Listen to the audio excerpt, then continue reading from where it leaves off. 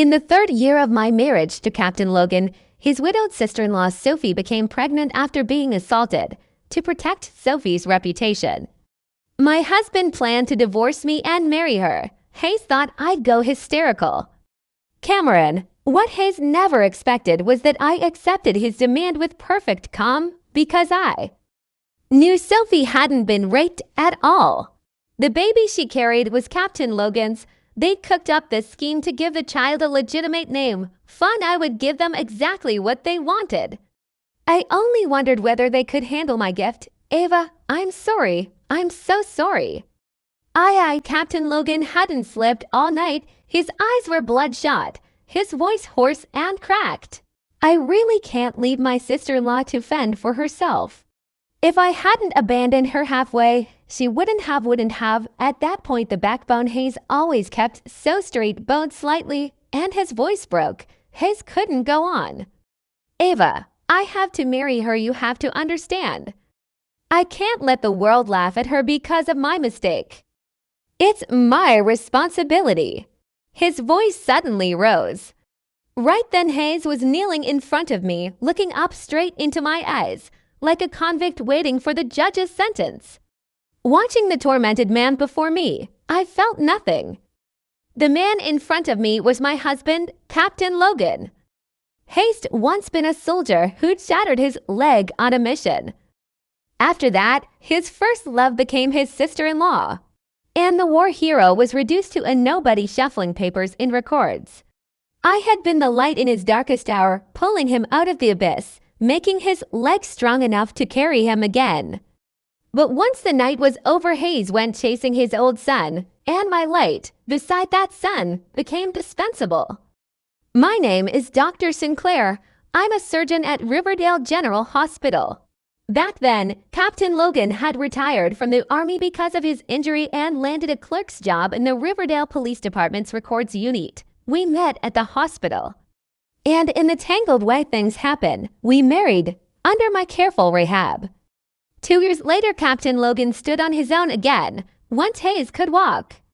Our life should have improved. But right then his older brother died in an accident. To take care of his widowed sister-in-law, his first love, Sophie, Hayes loaned out our 2-bedroom house in the police family compound. I moved into the on-call resident room the hospital assigned.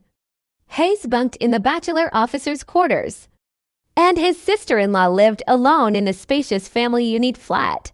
Staring at the man, I exhaled the sour breath I'd been holding. The day had finally come. All right, I agree. My voice was steady and calm. My easy consent left Captain Logan stunned.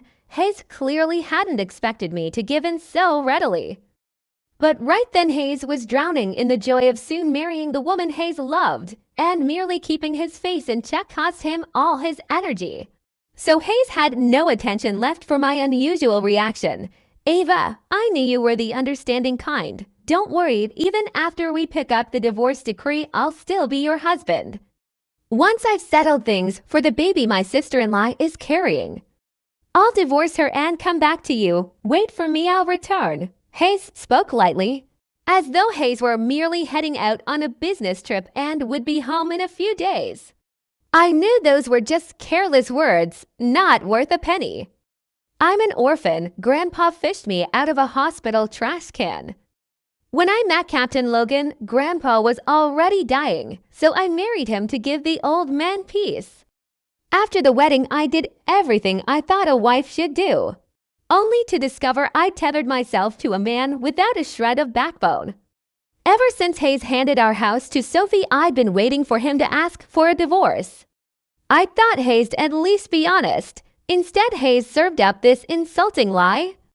Apparently, Hayes wasn't just gutless, Hayes was rotten. I would have to re-evaluate him the way a doctor re-examines a malignancy.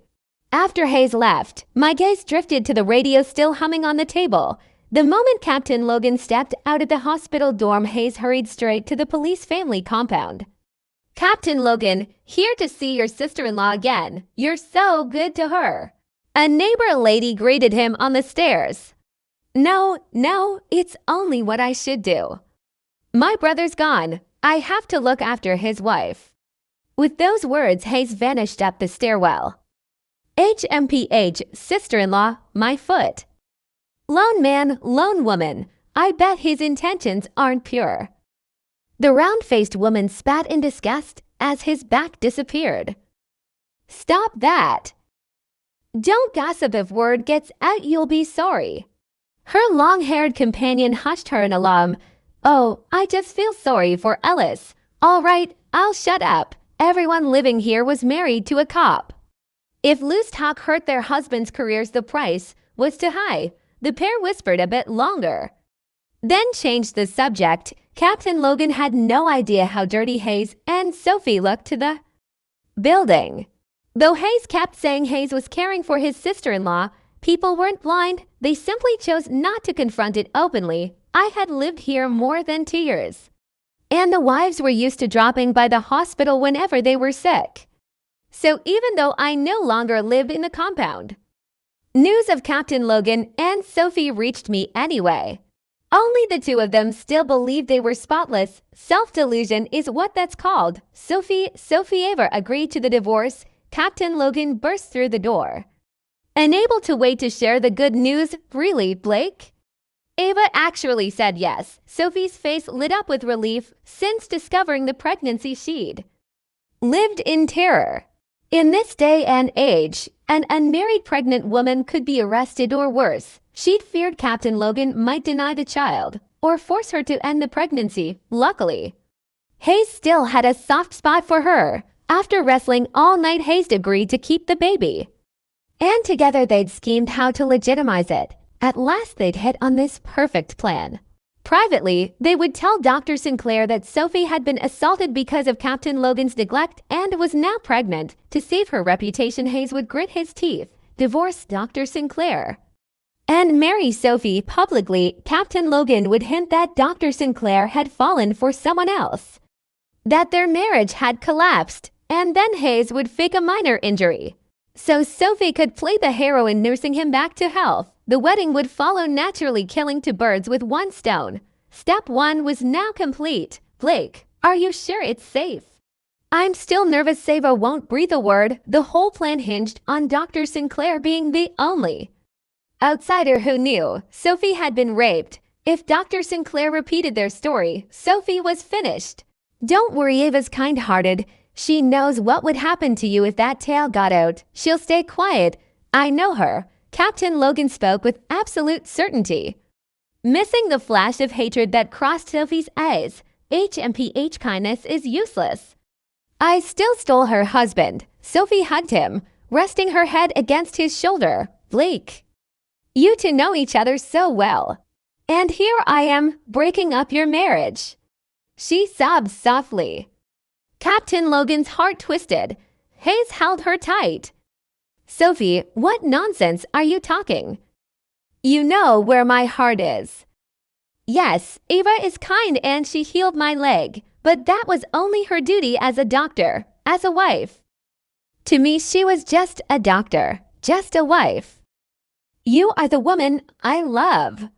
Clinging to each other, they poured out their feelings until, little by little, their lips met.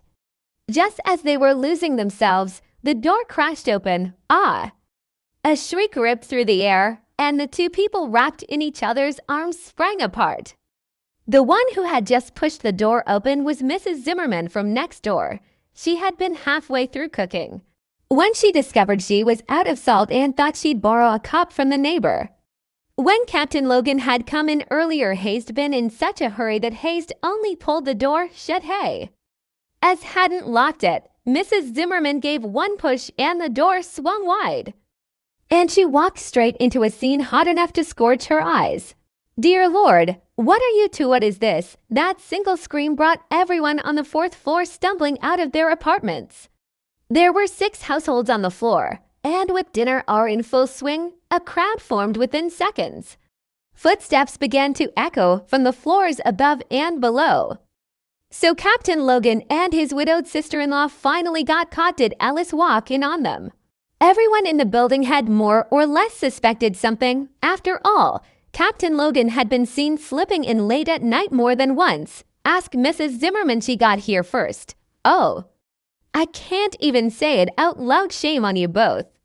Shame on you for doing this to Alice. Mrs. Zimmerman's face was twisted with disgust. Her knees had plagued her for years.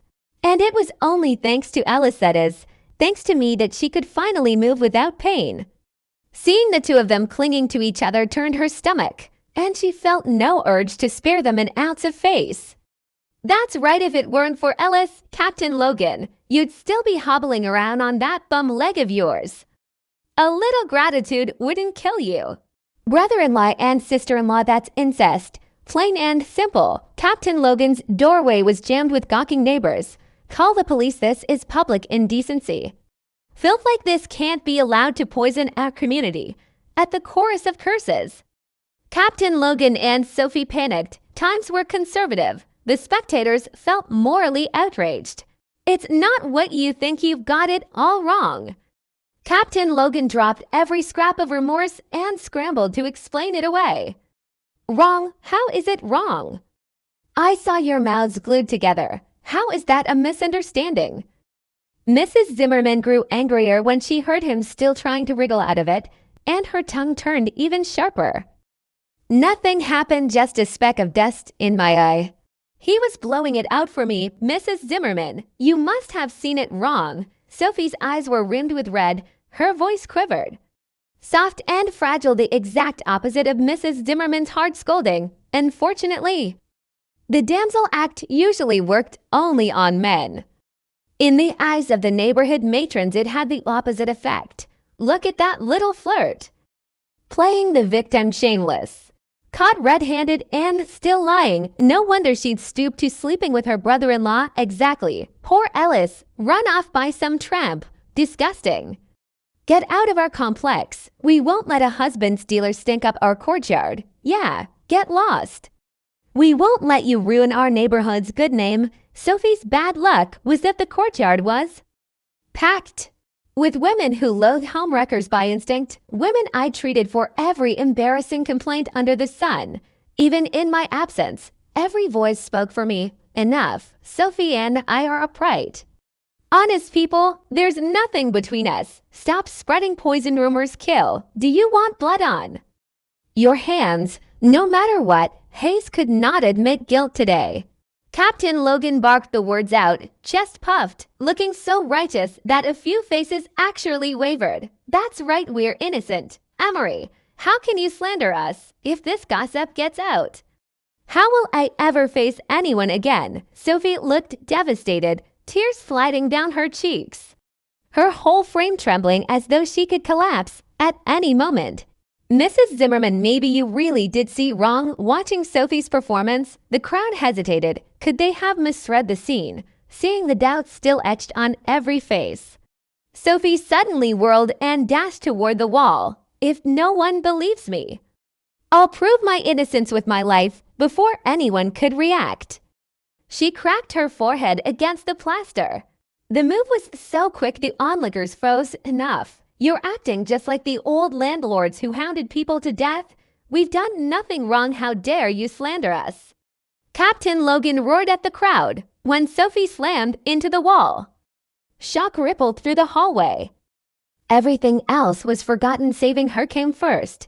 If anything happens to my sister-in-law, every one of you will be murderers. With that shout, Captain Logan scooped Sophie into his arms and sprinted downstairs, watching the pair disappear.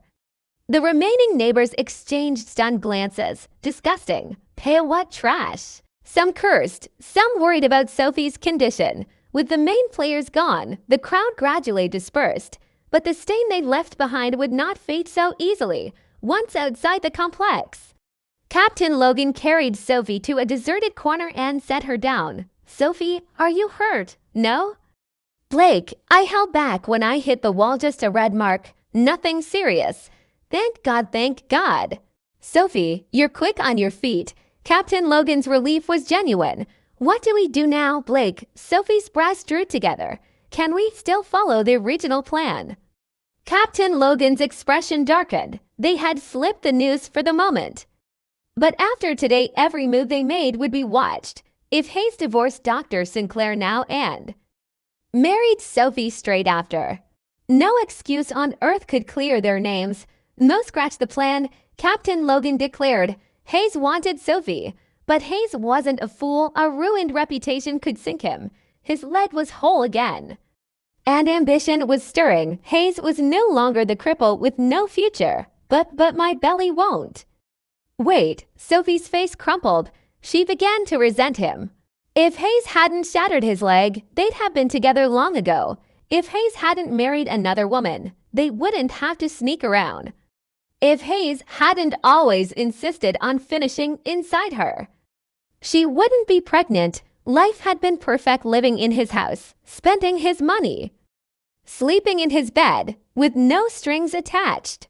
If not for the baby, she'd never want to be his wife at all. Head bowed, she hid her bitterness. Captain Logan mistook her silence for anger and spoke softly. Sophie, don't panic, I'll think of another way. I swear our child won't come into this world bearing shame. Trust me. That evening, I came home from work and blinked in surprise at the sight of Captain Logan bustling around the kitchen. Ava, you're back, sit down, dinner's almost ready. Watching him play the attentive husband, the only phrase that came to mind was Fox paying New Year's calls on a hen. Nothing good about it. Braised pork hocks, soy braised trotters, fish soup. Hayes had laid out a feast. I ate in silence, ignoring the anxious glances Hayes kept throwing my way. Ava, I shut it. Whatever it is, wait until I'm finished. Hayes looked startled. My bluntness clearly wasn't what Hayes expected, but Hayes held his tongue. When the meal was over, Hayes cleared the dishes without a word, then came to sit beside me and tried to take my hand. I whisked it away. Say what you came to say, keep your hands to yourself. Ava, you still hate me, don't you? His voice was plaintive, eyes wounded. It's all my fault. I cooked up that stupid scheme and hurt you. Hit me if it'll make the anger go away. Hayes caught my wrist and tried to drag my palm across his cheek. I didn't know what game Hayes was playing, but when life hands you a gift like that, you don't let it go to waste. I followed his gesture and put more force behind it. A sharp smack rang out. Captain Logan's left cheek flamed red. Hayes hissed, head snapped sideways, a yelp of pain escaping him. For a heartbeat, his eyes turned savage, then slid back to mild. Hayes lowered himself into a half-crouch in front of me. Ava, I know I messed up. When I told Sophie my plan today, she tore into me.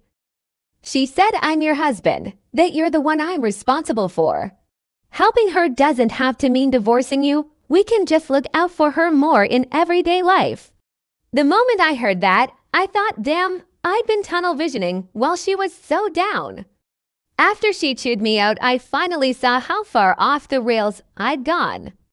Ava, forgive me. Forget what I said, okay? Let's go back to the way we were, the two of us, solid. We'll keep an eye on Sophie, that's all. Hayes spoke with ringing conviction. If Mrs. Liu from the Enclave hadn't dropped by the hospital for her follow-up and mentioned seeing the two of them at noon, I might almost have believed a word. I stared straight into Captain Logan's eyes, trying to read what flickered behind them. Maybe my gaze unnerved him. The smile on his face started to crack. What's wrong, Ava? Why are you looking at me like that? His voice was soft, caressing.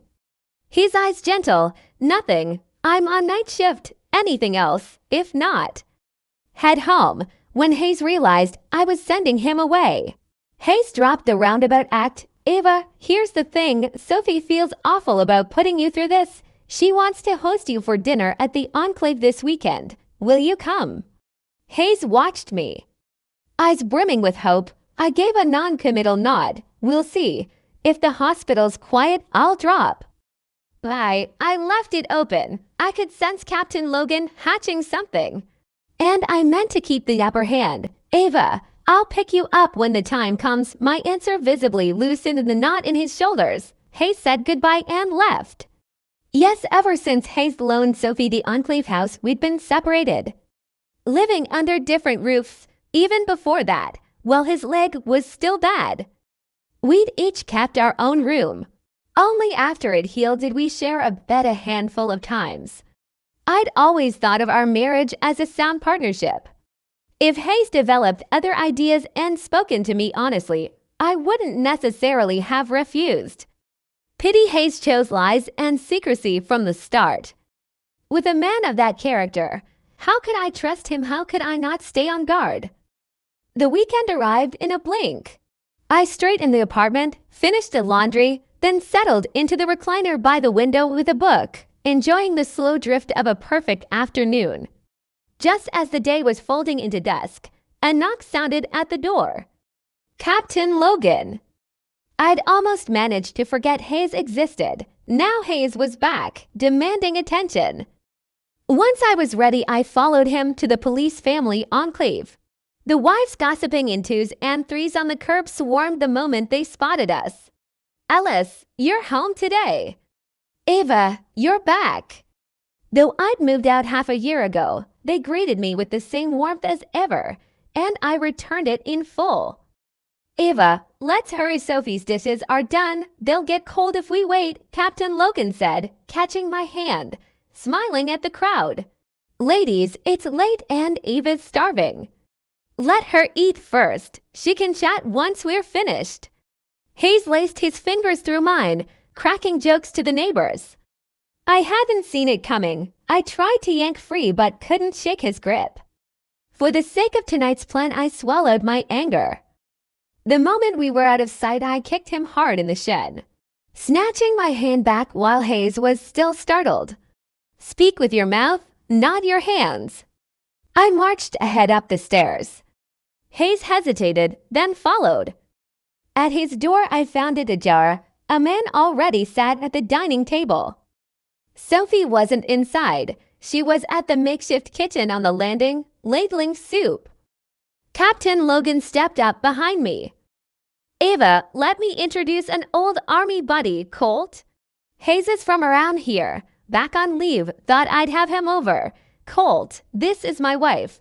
The man was huge, nearly 6'3", broad-shouldered. When Hayes stood, the room seemed to shrink.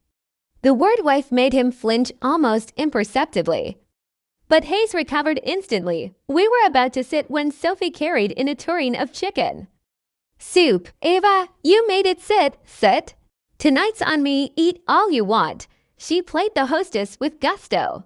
Looking at the spread, I marveled. Captain Logan was pulling out all the stops. This meal put our last New Year's dinners to shame. I brought something to drink, Hayes said. Producing a bottle, I slipped my own contribution from my bag. Ava.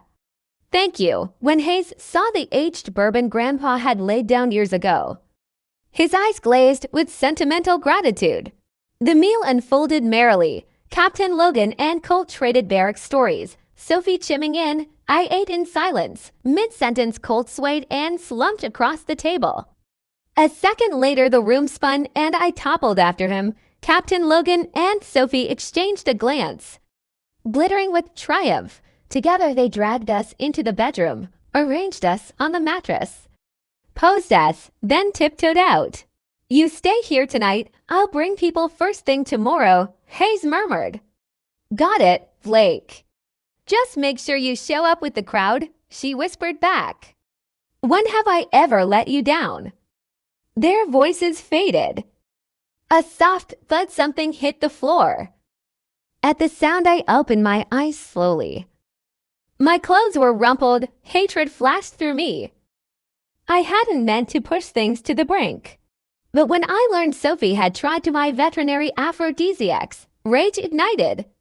They'd stopped being human. I owed them no mercy. Once I'd straightened my clothing, I fetched a pot of water from the kitchen and flung it over the unconscious man. Colt jolted awake. What the hell? Hayes took in his disheveled state and the room, and his face darkened. Exactly what you're thinking, I said. Son of a, Hayes surged to his feet, ready to charge outside. Wait, I blocked his path. Your husband pulls this and you still defend him. Hayes glared, disgusted. Double quotes no. But storming out to punch him solves nothing. Hayes stopped, breathing hard, then looked up. Eyes sharp, what's your play? An eye for an eye, a tooth for a tooth. Colt studied me in silence. Whether you help changes nothing for me. Join me, or walk away and pretend tonight never happened. The thought of what might have been his life ruined sent a snarl across his face. Tell me the plan. In minutes we were allies. Colt followed me out of the bedroom. Two people lay on the living room floor, Captain Logan and Sophie. From the moment Captain Logan had come to tell me Sophie wanted to invite me to dinner, I'd been on guard. So I'd asked a few kids from the enclave to watch for me, clever, easy to bribe, and already fond of me. The second they heard we were catching bad guys and that Candy was involved, they couldn't sign up fast enough. When I learned Sophie was trying to buy veterinarian-grade ester stimulant, I knew the target was me. Her belly couldn't wait any longer. They needed me ruined so their love could have a clean road. The county had just suffered an ugly case involving that very drug, so controls were iron tight. Without the proper papers, Sophie couldn't lay hands on it. She settled for the next best thing, sleeping pills. The day I confirmed she'd bought them, I made my own preparations.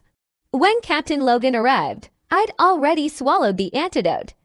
I'd also laced the bourbon I'd brought, measuring the dose to the drop, so their collapse would come a little later than mine. Colt lifted a brow at the couple on the carpet and whistled. We copied their own plan, dragging Captain Logan and Sophie onto the exact spot where we'd been lying. After we stripped them bare, I pitched their clothes out the open window. Just in case, I drenched the closet so even if they woke early they'd have nothing to wear. Colt flashed me a thumbs up. Don't you think I've gone too far? I asked. Before I got here I heard Captain Logan's wife saved his leg. When I walked in I actually thought Sophie was her. Then you showed up and I knew the bastard had done you wrong. I almost walked out on the spot, but I didn't want to embarrass you, so I figured I'd sit through the meal and then erase the guy from my memory. Turns out Hayes is even lower than I thought. Hayes betrayed you first. Anything you do is fair. Hayes scratched the back of his neck, suddenly shy. Hearing that lifted a corner of the nausea I'd carried all night. This isn't the moment to talk. I said, let's move, it's late. We slipped outside. The stairwell was empty and we took our time. Descending. Comrade Colt, are you staying at the guest house tonight? Sure am, Comrade Dr. Sinclair. It's too late for you to walk alone. Let me see you home. Our voices rang loud in the concrete shaft. Doors cracked open one after another. Ellis, heading home? Where's Captain Logan? Why isn't Hayes walking you back? He said Sophie needed help tidying up. And Hayes follow later. I've got early shift tomorrow, so I'm leaving first. We arrived at the enclave a little before 6. Dinner and aftermath had pushed the clock past 9, late by local standards. A married man keeping solitary midnight company with his widowed sister-in-law?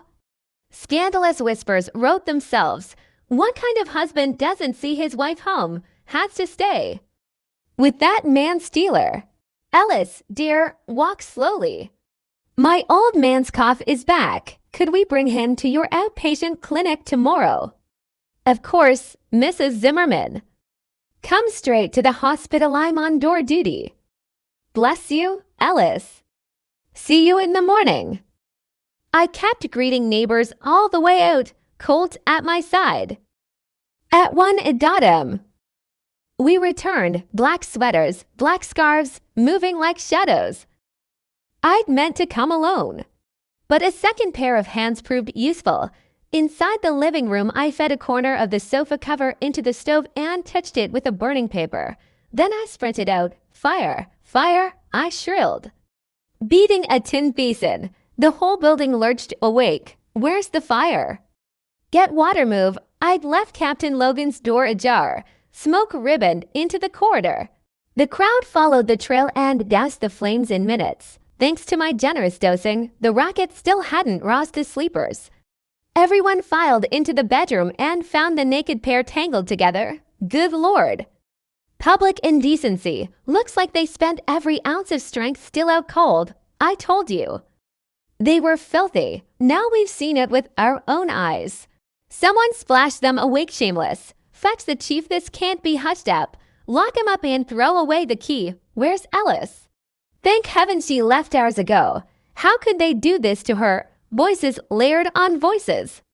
No one thought of sleep. Colt and I crouched in the upstairs stairwell, exchanged a glance, and melted away while the hallway seethed. I'm catching the first bus home, Colt said when we reached my gate. Nice knowing you, Dr. Sinclair. Maybe our paths cross again, maybe. Goodbye. Hayes left that same night. I slept like the dead. Morning rounds began as usual. Mrs. Liu showed up early with her father-in-law in tow. After I wrote his prescription, she filled me in on the aftermath. The fire had woken not only the precinct chief but several visiting brass from post. Rumors about Captain Logan and Sophie had circulated for months, yet his combat record and war injury but indulgence, and I'd never raised public hell, so superiors had pretended not to notice. This time they were caught in flagranti beneath the noses of his old commanders. Face was irreparably lost. Ex-ranger, widowed sister-in-law, cop each keyword was dynamite alone. Stacked together they were an explosion. Captain Logan would be lucky to crawl away with his skin. They'd been hauled awake by buckets of water and marched straight to lockup because the scandal happened inside the police enclave. Headquarters vowed to make an example of them. I'm framed. Captain Logan had raved since midnight, unable to grasp how his perfect script had flipped. Hayes meant to burst in at dawn and drag Colt and me out as adulterers, turning himself into the wrong party so his future marriage to Sophie would win sympathy, not scorn. Everything had been arranged. How had it imploded? It's Dr. Sinclair, that bitch sabotaged us. Sophie recoiled.